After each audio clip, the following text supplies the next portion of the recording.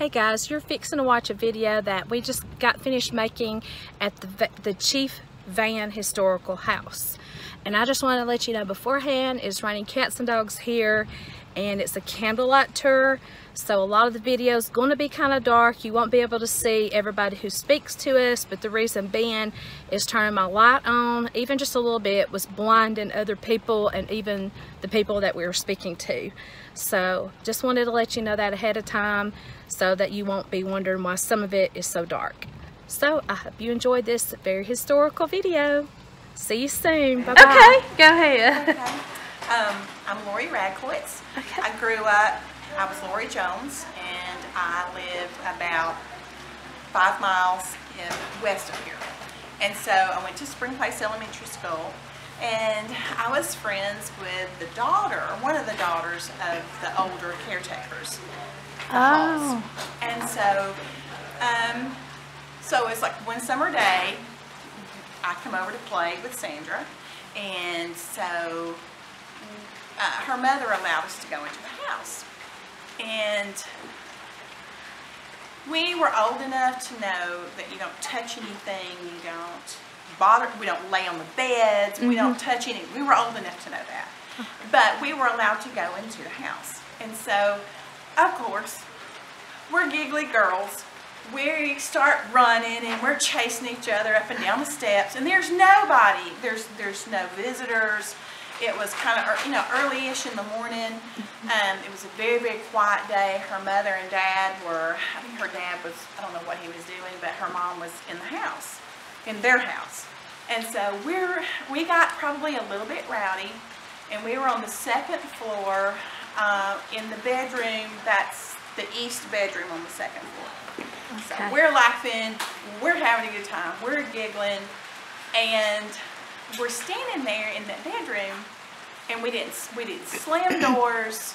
You know, we were very careful, and we're just kind of standing there giggling, catching our breath, and we hear a boom, and it's not a boom from outside. It's a boom from inside the house on the first floor. It's not a door slamming, because a door couldn't slam that loud. It was just a boom. It took us, because we weren't thinking scary, you know, we weren't being... That wasn't on your mind. No, we were having a good time. We were running around. So the boom was, it just, I can't explain it. Like shook the foundation, sort of? Shook us. Yeah. But not shook really the house. Yeah. It shook us. It was like something was getting our attention to stop doing whatever it was we were doing. They did, whatever it was, did not like it at all. And it scared us so bad. We just froze. And she grew up here. It scared her. It scared me. We flew down those stairs and out the back door, and we were just, I don't even remember what happened after that. We were in such a panic. Yeah. And it was years before I went in ever again. And I certainly didn't go, I didn't come back over and play or anything. Yeah. But I've heard people say, like what you said before, like they'll hear a boom that sort of goes through your core and other places. So there's something to that. I just don't know what it is. Yeah, and it was, she looked at me, because I was like, what's that? You know, it scared me. But she, who lived here, had so much terror in her face that scared me. Because I thought, well, apparently, and we just took off. Apparently she's never heard it before, and she stays here. Yeah. Okay, well, thank you for your story. It's my little story. Delia.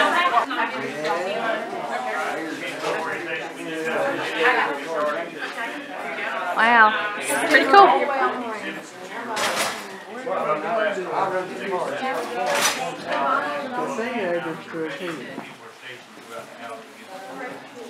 A nutting stone.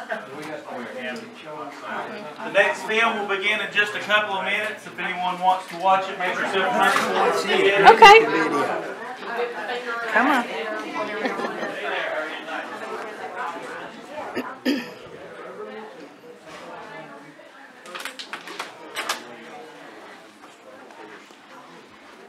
Blowing across North Georgia.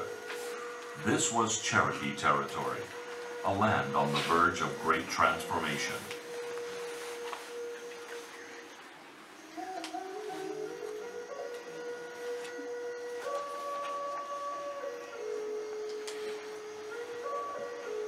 Perched atop a hill overlooking the Cahata Mountains and straddling two very different worlds, the Vann House stands as a testament to a time when two cultures collided. If these walls could speak, they would tell of Europeans settling in North Georgia and raising families with the Cherokees. They would tell of Cherokees embracing many of the European ways. And they would tell of James Vann, builder of this showplace of the Cherokee Nation, and of his son Joseph, two men of influence whose lives reflect the two worlds they lived in. James Vann, a half-breed, lives near this town. From his wealth and extensiveness of his trade, together with his ability, he has become a leading character and is daily growing into consequence and importance in his nation. James Orr, 1798. James Vann, son of a Cherokee woman and a Scots trader, was one of the most influential men in the Cherokee Nation. But even as he held to the traditional ways, he adopted many of the customs and beliefs brought to North Georgia by men like his father. Vann owned taverns, toll booths, and ferries. He traded furs. He operated sawmills as well as grist mills for grinding corn. And he quickly became the wealthiest man in the Cherokee Nation. To reflect his status, he hired a German architect to design a grand manor. He brought in a brick mason from Virginia, hired Cherokee craftsmen and skilled workers from the nearby Moravian mission, and used his African slaves to build the house. It took just over a year to complete. When he moved in, Vann threw a 4-day party to celebrate.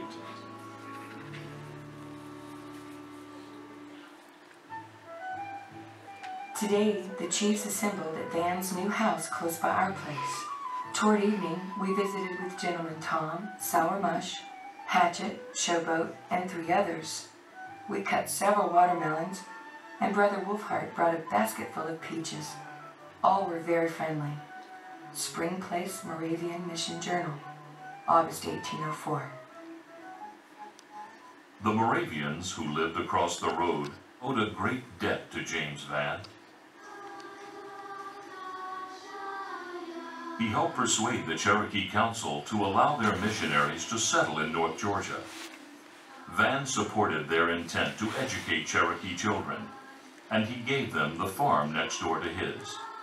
Called Spring Place, the mission gradually gained acceptance within the Cherokee Nation. Through the years, more than 100 Cherokee students began their education at Spring Place. With the Spring Place mission established, James Vann turned his attention to other matters. The United States government wanted to expand the federal road system into Cherokee territory. Vann supported the road because he saw it as a way to further his business interests.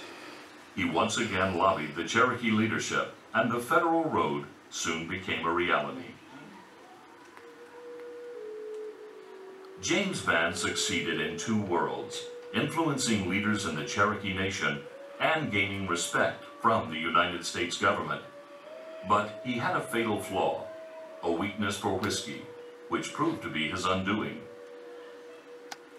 In 1807 and 1808, as he drank more heavily, he became increasingly irrational and extremely violent.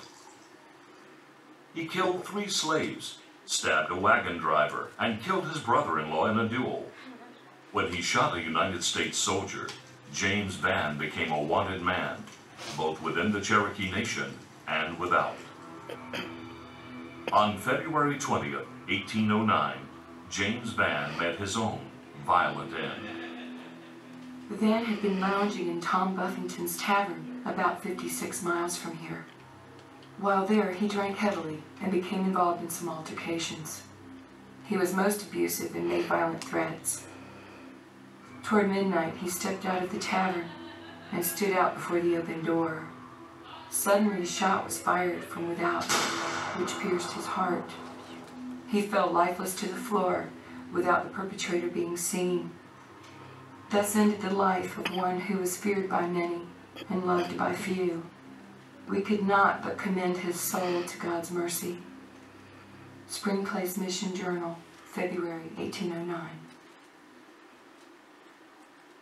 James Vann's son, Joseph, was only 11 years old when his father died. Although he had other children, James left all of his homes and businesses to Joseph, earning him the nickname Rich Joe. When he turned 21, Joseph Vann took control of the vast wealth his father had left in trust for him. Eventually, he had more than 800 acres of land in cultivation, worked by 100 African slaves. There were 95 outbuildings here, including slave cabins, barns, smokehouses, corn cribs, mills, taverns, and blacksmith shops. Joe Vann quickly rose to prominence in his own right, not only in the Cherokee Nation, but throughout the United States as well. Very late in the evening, the overseer, Mr. Birdwell, came to announce that the President of the United States and his party had arrived at Joseph Vann's. President James Monroe later told us that there were so many in his party that they did not wish to worry us for a night's lodging. Spring Place Mission Journal, May 1819. Like his father before him, Chief Joseph Vann became an influential politician. He served on the Cherokee National Committee for many years, and at the Cherokee National Capital of New Echota, just 17 miles from the Vann House, he served on the committee that drafted the Cherokee Constitution in July of 1827. Although he was much more even-tempered, Joseph Vann was like his father James in many ways. Both excelled at business, both became leaders in the Cherokee government, and both supported the mission school. Our church bell that our former pupil, Joseph Vann, bought for us was rung for the first time on the first Sunday in Advent. It has a clear tone and can be heard from a distance of several miles. It enables us to summon our neighbors to services. As different as the two groups were, the Moravian missionaries and the Cherokees nonetheless made good neighbors. But by 1832, the uneasy alliance between the Indians and many other groups of white settlers was crumbling. With the tentacles of European colonization reaching deeper into Indian lands, the Cherokees of North Georgia found themselves squeezed into increasingly smaller areas. In direct violation of a U.S. Supreme Court ruling, white surveyors began dividing Cherokee lands into plots to be awarded to white settlers in a lottery. And lottery winners arrived to claim their stakes. This morning a man came and showed us a warrant, which he said gave him clear title to our property. Cursing and swearing, he demanded possession of our houses. He claimed all land had been taken from the Indians, and since Spring Place belonged to Joseph Vann, we had lost title to it. We refused to surrender until we are forced to do so. Spring Place Mission Journal, Christmas Eve, 1832.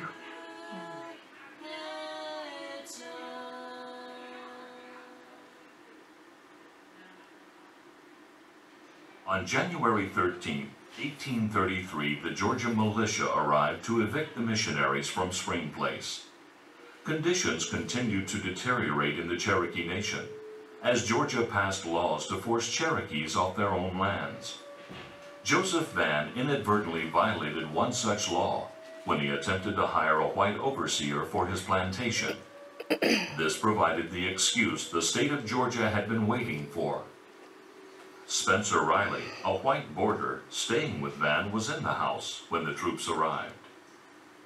On the 2nd of March, William Bishop, as agent of the state of Georgia, summoned some 20 men and placed in their hands muskets and furnished them ammunition. I heard Bishop demand possession from Mr. Vann. By this time I was at the head of the stairs, and I called down to Bishop that there was no use for any violent measures or bloodshed. As soon as they saw me, they fired upon me. I ran out of sight, so they aimed at the spot where they supposed I was and shot the banister to pieces. William Bishop procured a flaming firebrand and threw it upon the platform of the stairs, exclaiming that he would burn me out or burn me up. After the fire made some progress, they realized that if the house were destroyed, then the bishops would have no house to occupy. They requested that Mr. Vann go up and extinguish the fire. Joe Vann and his family, forced from their home, headed west and settled near the Arkansas River in Oklahoma. Soon after, the United States government began rounding up Cherokees by the thousands in preparation for their removal to Oklahoma. Cherokees, the President of the United States has sent me with a powerful army to cause you, in obedience to the Treaty of 1835, to join that part of your people who are already established on the other side of the Mississippi. The full moon of May is already on the wane, and before another shall have passed away, every Cherokee, man, woman, and child must be in motion to join their brethren in the far west.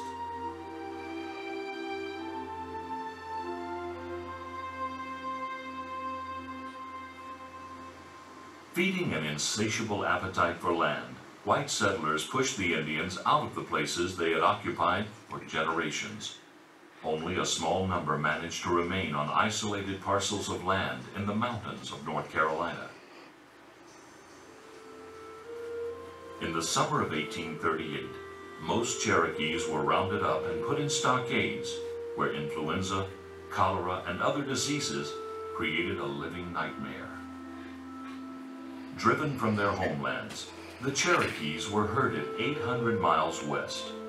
By the time they reached the Western Territories, 1/4 of the Cherokee Nation had died from disease and from starvation. On Tuesday evening, we fell in with a detachment of the poor Cherokee Indians. We found the road literally filled with a procession for about 3 miles. The sick and feeble were carried in wagons. A great many ride on horseback, and multitudes go on foot. Even aged females, apparently nearly ready to drop into the grave, were traveling with heavy burdens attached to their back, on the sometimes frozen ground and muddy roads with no covering for the feet, except what nature had given them. We learned from the inhabitants on the road that they buried 14 or 15 at every stopping place. New York Observer, January 26, 1839. One of the early casualties on the Trail of Tears was James Vann's daughter, Delilah Van McNair. Of the thousands of Cherokees buried along the way, hers is one of the few graves ever marked. Today, the Chief Vann House stands as a reminder of what can happen when greed and racism are allowed to triumph over goodness and human decency. As one of the few remnants of Cherokee culture in Georgia, it represents a time of great accomplishments and enormous human failures. Here, in what was once the heart of the Cherokee Nation, the Chief Vann House bears witness both to the spirit of the family who lived here and to the history of the Cherokee people, people of two nations who, in spite of it all, continue to prosper. If these walls could speak, they would tell of two worlds, two cultures that were not allowed to coexist in one land. And they would tell of the legacy of the Cherokee Nation, a legacy of survival. The time will come when the remnants of our once happy and improving nation will be viewed by posterity with curious and gazing interest, as relics of a brave and noble race. We may die, but the great Cherokee Nation will be saved. Elias the Buck Boudinot, 1835.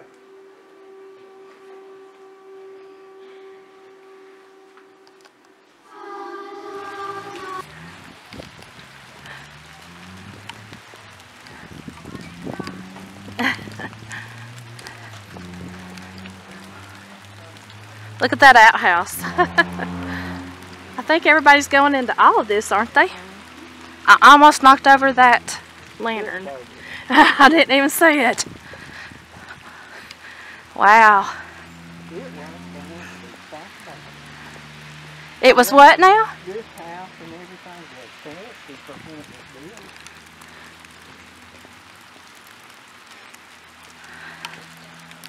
Wow. So Joan grew up out here. Came to this place as a child, she said, for her field trips. What house is this over here, Joan? Do you know? You don't remember? You say it's been a few days. Okay. I think this had more here anyway than that house I was going to last night.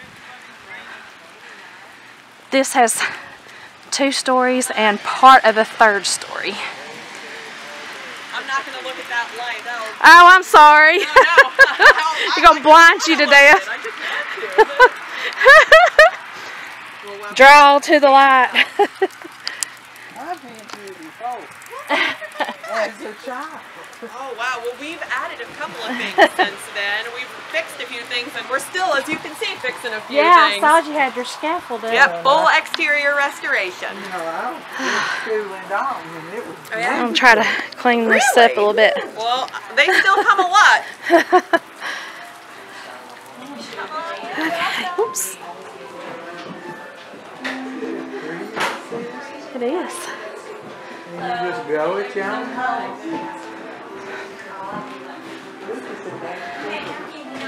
Yeah, I saw that. All the first doors open and tonight you'll exit through these large doors where you enter. On the north side you'll exit, on the south side. And the cellar is open tonight. That's what the slaves were. The cellar? Outside. Make yourself at home and we'll send you upstairs when you get ready. Oh, how pretty. Wow. In the corner you have an 1825 German rosewood piano.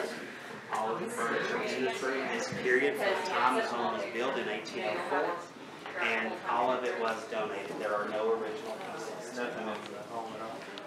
No, because the Vanns, they were built. They took everything with them because they were chiefs and they had actually signed the treaties and negotiated for reservation land. So most of the chiefs that signed the treaty rounded up their families, rounded up all of their stuff, and they were able to move out. Where the other members of the nation that did not, they were forced off. Their chiefs were not forced. Merry Christmas. Thank you. How are y'all doing tonight? Is this anyone's first time? No? So y'all heard everything? We don't know it all. Let's see. My dad played in this house with God. It's your first time in a band. Stored in areas and everything. They ran crazy through the house, hide and seek, and jumping out the windows and all kinds of stuff. So,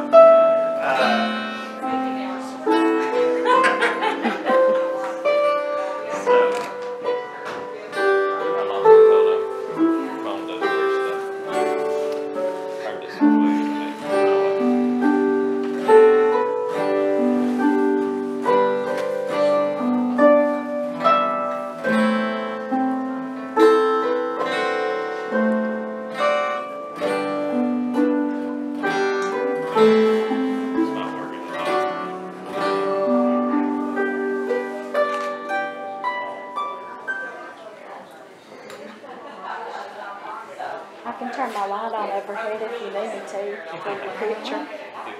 Get a picture of that. Get a picture of that star.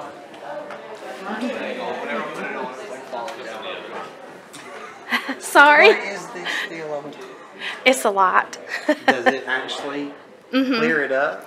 It just brightens where you can see where you're going. Now, does it drain the battery? Well, it's got its own. It's got its own battery. Yeah. So it doesn't pull from the camera. It doesn't. Yep. Where did you find it? Amazon. Yep. I might have to go searching for me. Yeah. Because I've got a Panasonic that it would attach just fine on yep. top. Okay. It helps great. It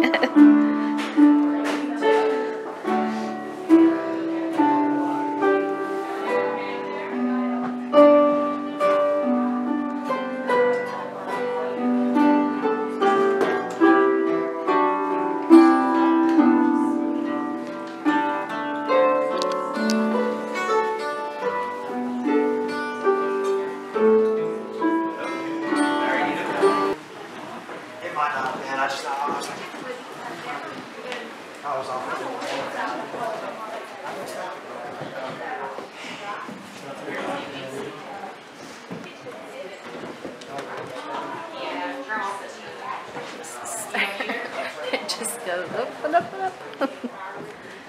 man, this is cool. The way it got here was I'm a woodworker. And one of the magazines had an article about this church at Rainsville's house in Virginia. The guy that wrote the article, there's his picture. Allowed to go in, take it forward, roll it out, and I got a spot on my lens or something, making a pink little light. Well, you got some water drops and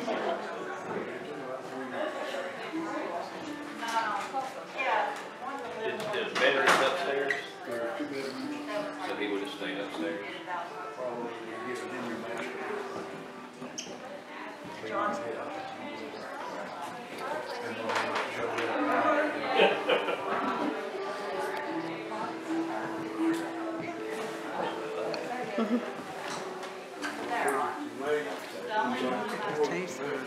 I didn't want to wake you with my bag. Oh, it's pretty.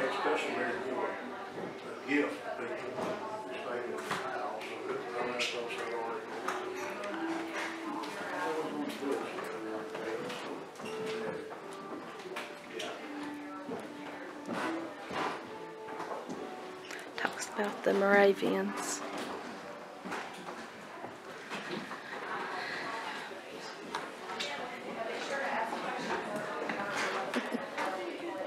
Mostly with hand tools.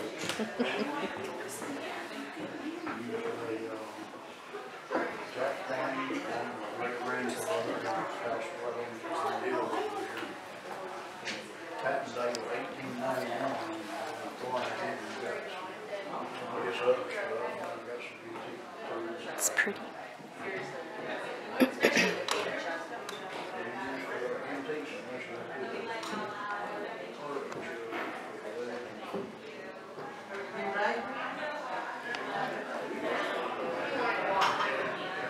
It's pretty on the back porch too.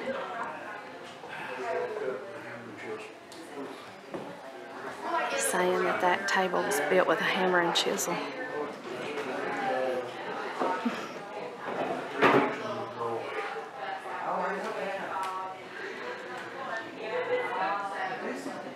I came over here as a child and it used to be a lot of that day. Well, I was in and out of here when I was a kid. There was story hay in here, floors were mine.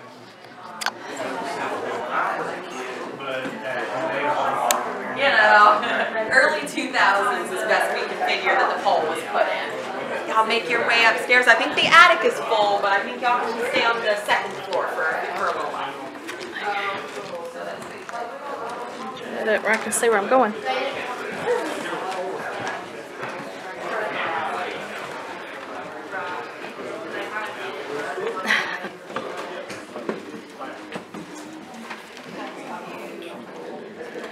Can't get it. I'm trying not to, but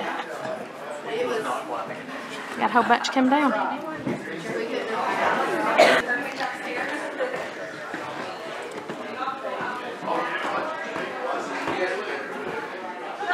He was shot down in Forsyth County at a place called Bellington, Stafford, down there. And because he had been drinking and was irritated at some people and things, and somebody came back and got him. He was out stepping outside the tavern.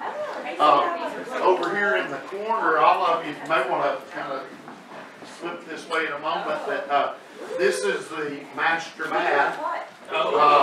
And there was an indoor facility, and that is the oldest piece of furniture in the house. 1780. That piece, 1780. That's the toilet. You take the lid off, you sit the cushion to the side, and yes, yes, and you can take the lid off the pot and go to the bathroom. That's what they did, and then they would take that, have their slaves take it out actually. Yes, well, it was made for the corner. Now there are others that are not made for the corner, but what now? Yeah, it's just built for a corner. No, I think yeah, you're talking about, just sat there. Yeah, no, you don't move it. You just sit there like that. But when there's others that were straight, you know. So that's not original to the house? No, there is no furniture in here that's original to the house. It's all donated. I'm not sure who donated that. That's the oldest piece in the house. But all the furniture in the house is period. It's all early 1800s, you know, is donated, but this is the oldest piece that we have. Man. Yeah. That's wild. Yeah. Yeah.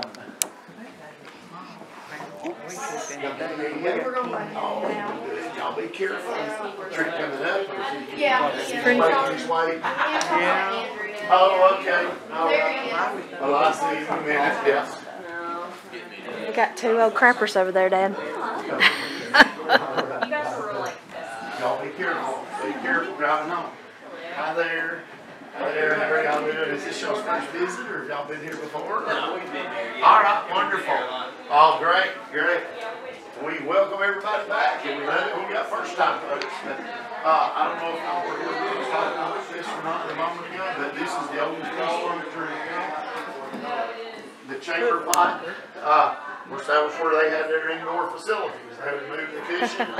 Look here, Joan. Go to the bathroom. Look at that box. Cover it back up. Yeah, later that's one a of the foot slaves would locker. take it out and clean it. I know, I'm just showing you what was in it. That was a big thing in early 1800s. Built out of indoor facilities. Yeah. They had to go More get like out a outside. trunk. Yeah. That's the way it was. Of course, they had the wash basin and or bowl and then pitcher and fill it up and bathe in here unless they wanted to go to the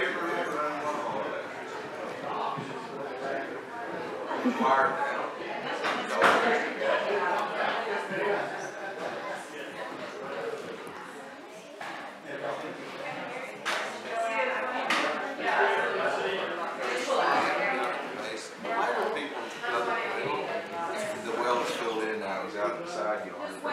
There's a spring at below where y'all park, at the bottom of the hill. If you come out in the daylight, you can walk down there. They got the water. He would send his slaves, you know, the David thing to go get water out of the spring to bring up to the big house.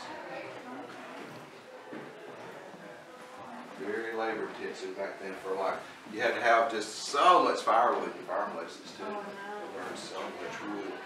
You had almost 100 slaves that you had to support on the plantation too, with that, you know, houses and fireplaces for them too, a big kitchen outside.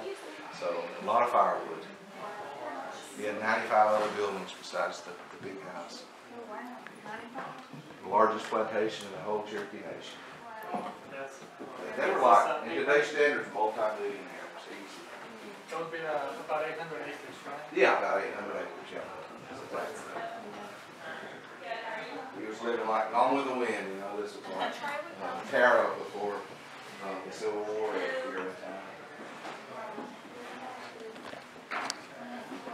Okay, y'all enjoy the rest of your tour. See the upstairs too, but watch your head going up.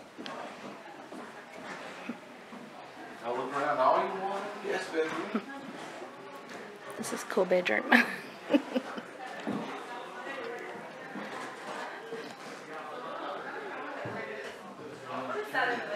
Yeah. So this area right here, in the summertime, they would It's pretty. So up here they want red or soda or cooler. Yeah. That's neat.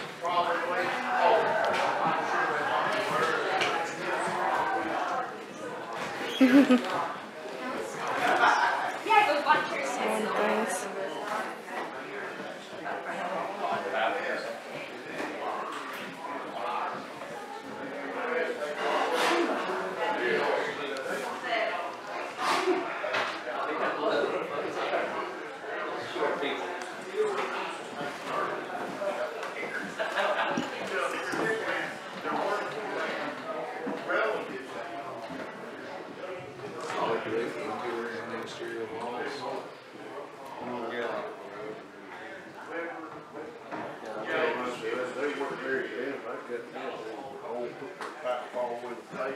Right.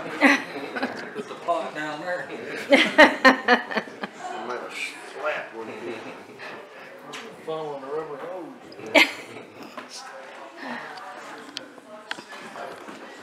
I wonder if they'll let us go up in the attic yet. Yeah, the upstairs is open. Just watch your head going down. Well, it was, but I don't know. Maybe it's thinned out. Is it still thick up there? Yeah, a little bit. Okay.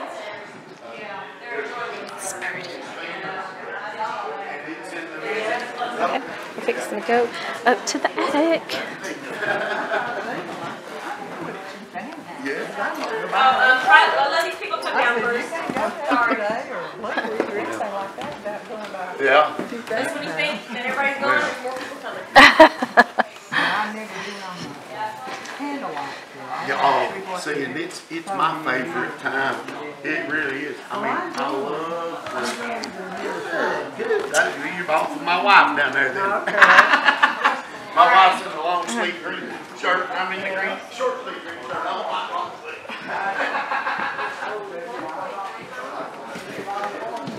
Oh, my boot got hung. There's no rallies. Is that you, Kevin? You about killed me. I hit something.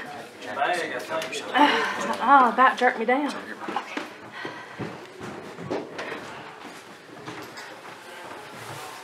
Well, you made it to the top. The low ceilings, this would be the children's area.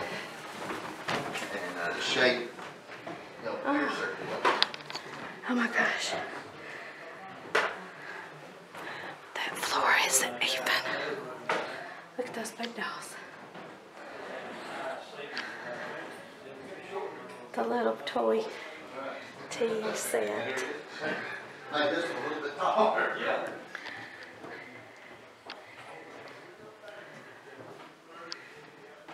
It's cute.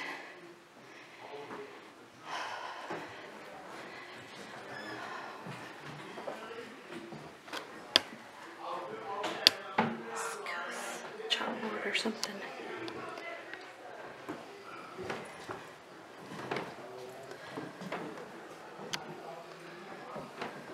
Once your head at the top, low ceiling up here. Cute little dress that girl had. I was scared the hell out of me. I come up I know, right? Right, yeah. Well, I've been sitting there. My daughter usually does this part. She's a Richmond, but normally I'm sitting over there and I see folks coming up, and I always say, watch your head at the top. And a lot of people are like, I'm all right. I'm like, well, I'm just going to tell you anyway because it's TKs. It'll get you. So, but yeah, this was the children's area, the coffin ceiling style would help the air circulation. And, just about 6 foot down. Yeah, pretty much. And this slopes. To me, it's tricky. But I'm up here. Yeah, if you look at it, I guess it's going down. Well, then you get to the side and try to make room for folks, and I forget it. And it does it worse that way. So the story on the beds, my daughter left me in charge, so I got to tell her story. I'm not as good as she is, but no. Of course, the rope underneath is kind of your box spring, and then they would use these tools to do a tightening process to tighten ropes, and that's where we get our expression, stay tight. And then, of course, the mattress itself is filled with hay and husks, and those would attract little critters, and so that's where we get the expression, don't let the bed bugs bite. Oh, okay. And so it's kind of an old expression of things. So, well, she saw the girls from over there, and this would have been the boys' side. Out of the shot there, pictures of me.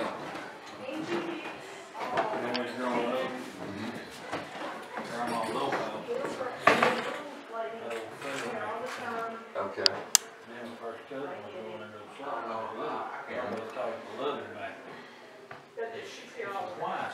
I'd wake up in the morning hugging each other. That's right. That's right. Some do that, You never get to stay on the edges. That's right. No, you fall in the middle of it. That's right. That's right.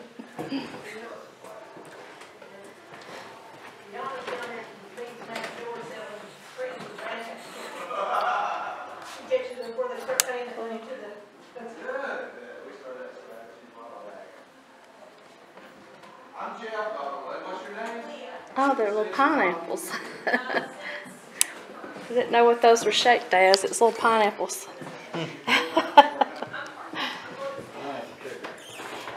Yeah. Did Jonah come up here, or did she decide not to? She must have been in her car. Could be. We did this a couple years ago, back in the spring, and there was a lady who homeschooled her kids, and her mom used to work here years ago, and she talked about how, you know, she would be down the second floor, and you know, to hear things in the east, you know, and she said she would, and in fact that day, you know, how many years later, she wouldn't come up here. She was like, y'all can go up there, but I'm not going. I heard something one time, you know, I mean, yeah. yeah, it's kind of a neat thing. Gives you a creepy feel. Yeah. Well, did you get to see my daughter doing the? Okay. Well, she said she had to go to the restroom, but she's wearing a period dress. Oh, she's the one wearing that pink dress. Yes, that's her. Okay. So, she's a whole lot cuter than I am telling the story. Yeah, she loves doing this kind of stuff. So. That's a lot of fun. History girl. Yeah, we've been to. I've been to I live in Alabama, so you from the area. Yeah, and so I went to the Lowry House in Huntsville. They did a thing for Halloween there, and then I recently went with my dad and them to Gettysburg, so toured the Jenny Wade House and some of them others. So sure, I've been loving. I love going to these historic homes. Prevalent ghost story side, you know, just a few, you know, tales here. Yeah. Most of it's just the general history of the house and it's neat. Area. It's very neat. Just when you can, of course, for me, I teach high school math here. Oh, okay. I'm from here, and so this is, you know, grew up here in the whole nine. So it's kind of a neat, you know. Neat to be able to tell your history, sort it's of. a local thing for us, you know. Yeah. Well, in fact, our high school mascot here is the Indians. Oh, okay. Well, And cool. So, it's kind of one of those deals of, you know, because the heritage runs so deep. It's, you know, we do it with respect. Yeah. To those folks. And, that's great. Of course, I was just joking. The guy downstairs, the one that's kind of louder with the beard, that guy. Yeah. He was my teacher in high school. Oh, okay. And I heard another saying something about this is the oldest piece of furniture in this house, and I said, Oh no, it was this. Are you the oldest piece of furniture in the house, Coach? So anyway. That's funny. Yeah, you always like to pick on each other. Absolutely. Hey, on your way out, or on your way in, I assume he's still sitting there at the table. There was a table there. Okay. There was a gentleman sitting there. Anyway, he was my middle school history teacher, but he has been like. For the last, we've had this event. This event's been happening for 40 years, and he helped start the first one. Oh, so wow! You talk about history of this house. Yeah, he could tell you anything. Yes, I literally. Awesome. He wrote the book on Murray County history. Awesome. I tell him because he lived through most of it. And that's your little girl. This is my daughter. She's cute. You okay? Did you get wet? The front part of my dress got wet. Are you okay? Yeah. Why are you okay? Okay. Going down here, see if I can find Dad and John and Kevin. Catch it on fire. Blowing away. Blowing away. Yeah, the wind will start blowing, and then all of a sudden you see it go poof. Flames. We went to Biltmore House. They had fire. White light. This been several years ago. Well, did you enjoy that? Yeah, just need to thank me falling on you. Let Kevin go first, that way he Yeah, you go on. And if I fall, you'll catch me in my bag. Whoop, I like Be careful to. coming up. Watch your step. I'll let y'all go ahead. I got a big backpack and I don't want to whack anybody with it. Yeah.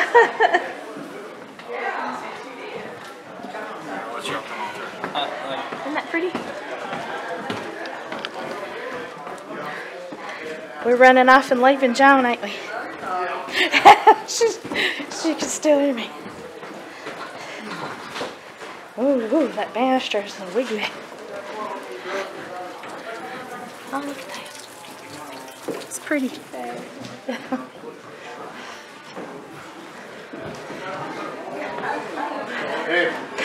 Hey, there you are. Looking for the man with the hat. John's coming. She's just taking her time. You've all made it upstairs already. Yes. Yeah. We've already been through. It's pretty.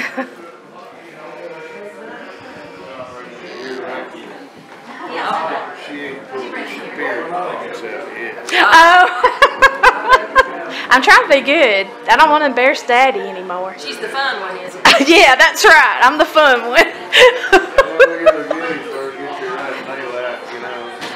No, before daylight. Yeah, before First daylight, and the sun just, I'm out there trying to take pictures, sing. Now the Lord, she's been over under a cannon with that going by. What are you doing? I'm talking to go. Now I'd like to see that reenactment. You go see the reenactment. She's got one of those spirit boxes. Yeah. People always used to, I got to work here for a while, and it was so nice. Pretty creepy when you come out early in the morning. Yeah. It's still almost dark, and you're here by yourself. Oh, yeah. You know, I never since. People Nothing. always ask me, "Are there ghosts in?" I said, "I don't think so." They all went to Oklahoma. Oh, yeah. They followed everybody. Yeah. Man, do you know what the name of that kind of? A Moravian star. That's what I was thinking. And that My is- friend makes those. That Where is, you take the paper and you make them. How do you I think make there's them? 26 points or more. It's a lot of points. Wow. Aren't they beautiful? But she shot. We had a. All the decorations that you see are Moravian decorations. Okay. The missionaries that were here, not far from the house. They were just down the hillside, about a quarter mile, were Moravians, and they did celebrate Christmas in the home. It was a big deal for them to be allowed to live here. Now, as far as we know, the first Christians inside the Cherokee Nation Really? were invited to stay. That's And nice. James Vann did that. That's one of the two reasons that he's well known. And they taught Cherokee children. Oh, cool. Well, you know, Alan lives in Chattanooga, not far from the Brainerd Mission. Okay. And I haven't got to cemetery. see it. They're in cemetery. They're cemeteries. Now they also found the cemetery here. I don't know, 10 years to 15 years. Have you seen it? They came and used ground penetrating radar. All the stones were gone. But it's a plastic park. Just right down the street. And it's preserved. And they can see their bodies inside there. The Brainerd Mission, there's a lot of people buried there. The only marked graves that have names are the missionaries. Really? Yeah, the Indians, they didn't write their names. All of the headstones were lost here. The first mixed blood Cherokee chief is buried here, just down in the Moravian cemetery. And cool. His name was, looks like Charles White. What are you talking about? The mixed blood chief that's buried over there.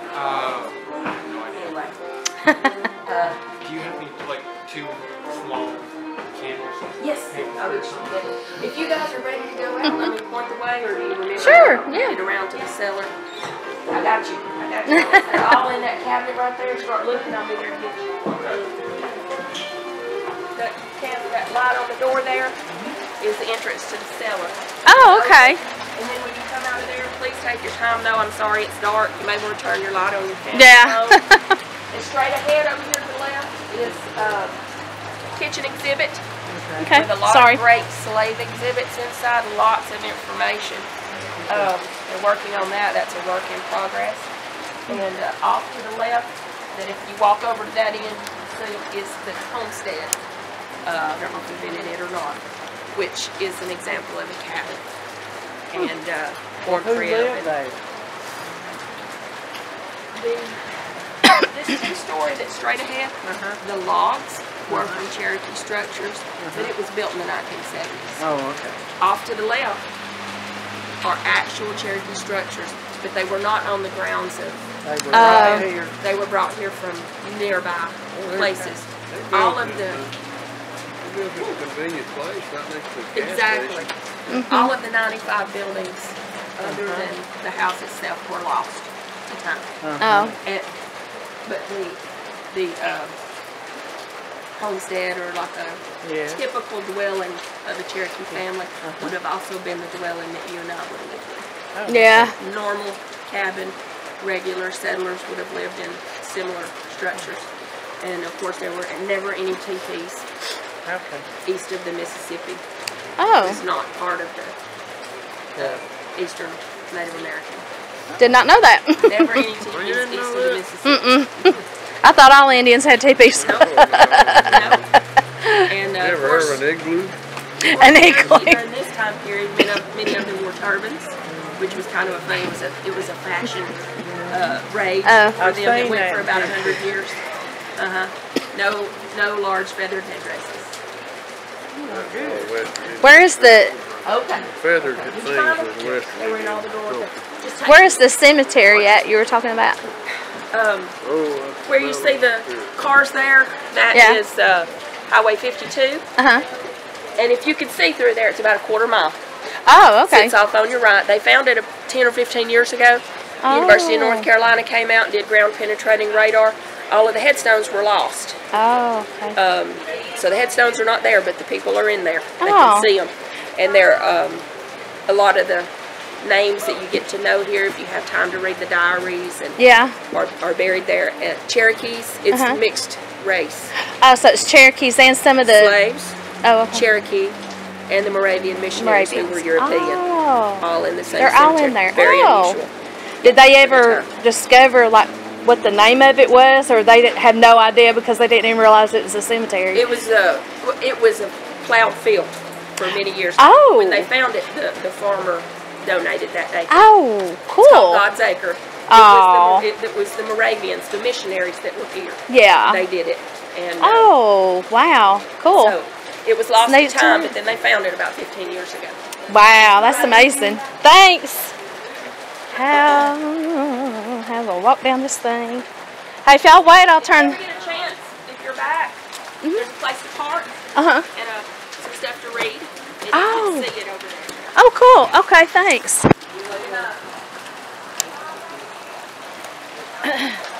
going down. Ooh, it's so muddy.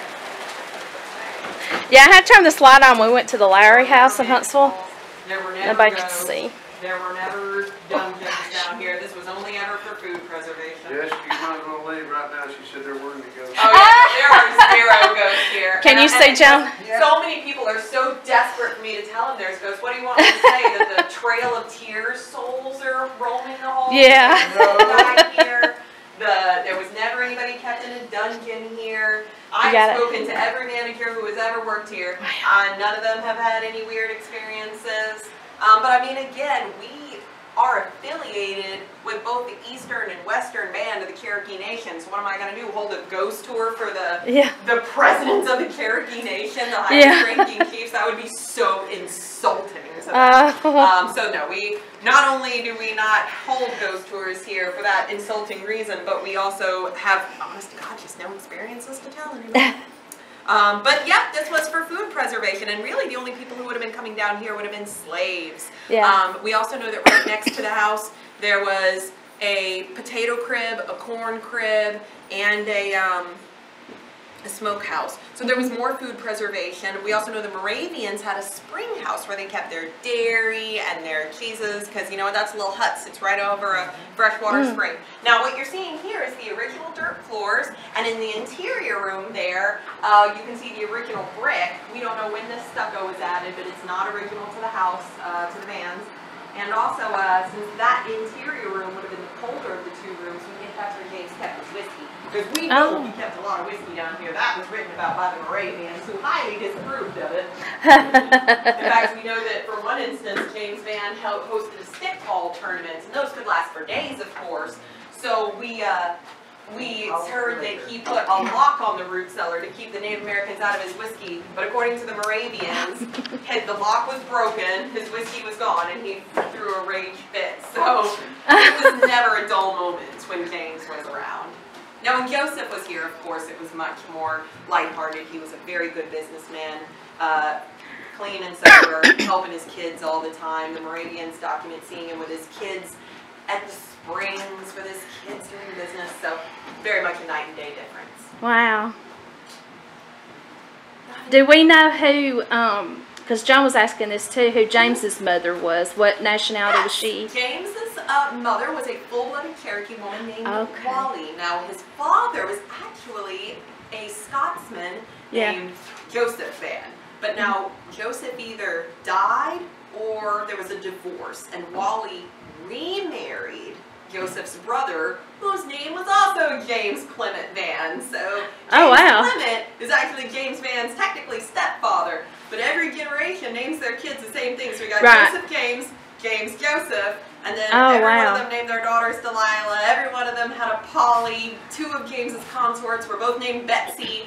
So we see these same names being rehashed with every family and every generation. That's what I run into when I try to do my ancestry online. Everybody has the same name, and I'm like, okay, is this one or is it this one? Or quite complicated. Oh, so hard. If they only knew. Upstairs, and they said Joseph Vann, James's son's mother, Joseph Vann's wife, was full-blooded Cherokee Indian. Joseph, the son of James, yes, he had 2 wives, actually. One of them would have lived in the house here, and he built the other one a house just north of here. James's wife that had Joseph. Yes, he had, Nancy was Joseph's mother. Nancy Brown did not live in this house, and if she wasn't full-blooded, she was at least half. We really aren't 100% sure, but remember, at the time of James Vann's death, the James Vann who built this house, at the time of his death, he had upwards of 11 kids by at least 7 different women. We can't really keep track of them.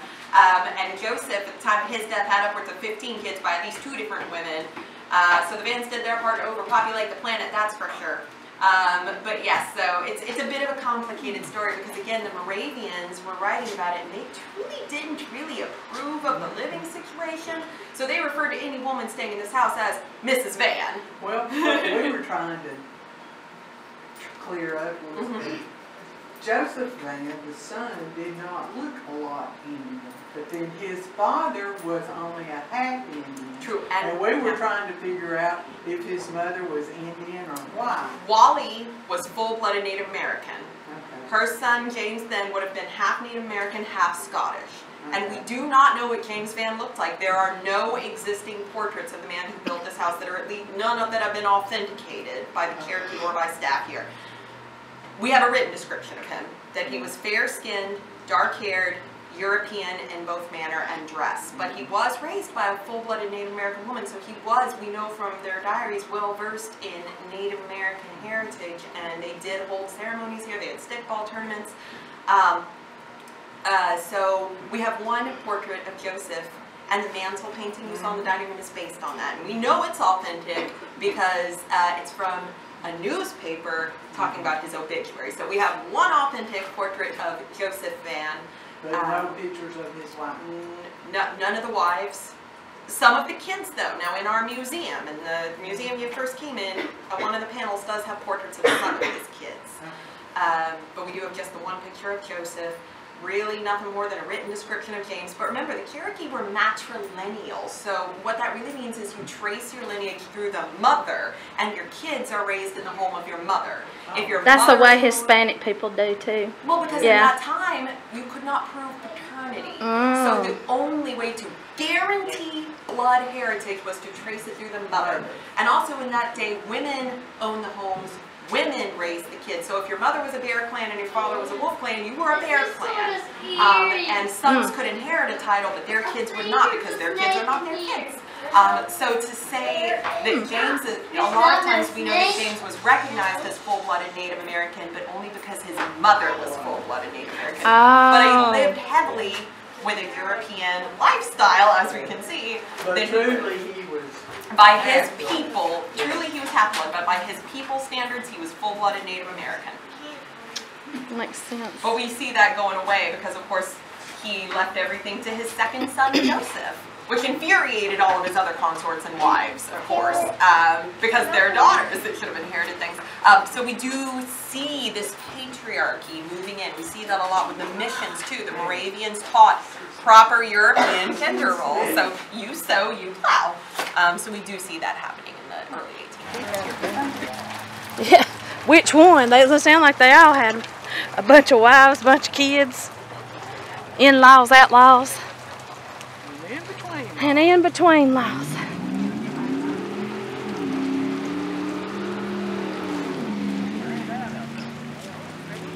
Where are we heading to, Daddy? Daddy, you want to go? We can go whenever you're ready, Daddy. Kitchen workhouse.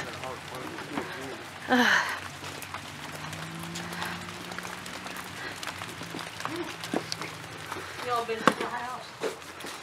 Yeah. I'll get some hot cider.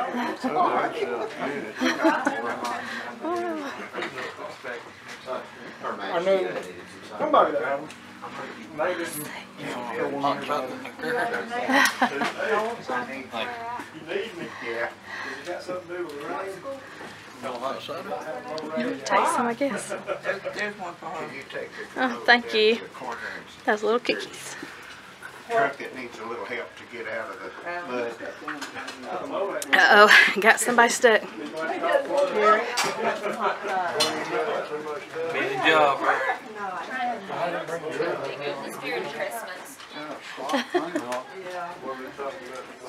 She's the spirit of Christmas.